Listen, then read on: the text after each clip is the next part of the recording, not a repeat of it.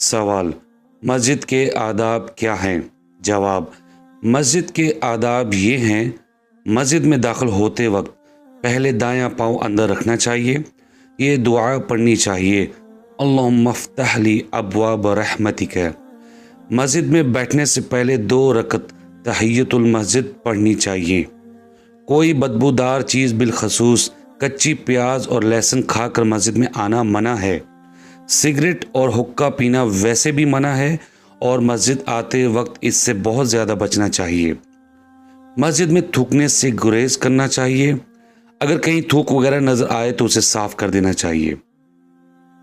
مسجد کی صفائی کا خیال رکھنا چاہیے اور مسجد میں خوشبو بکھیرنی چاہیے۔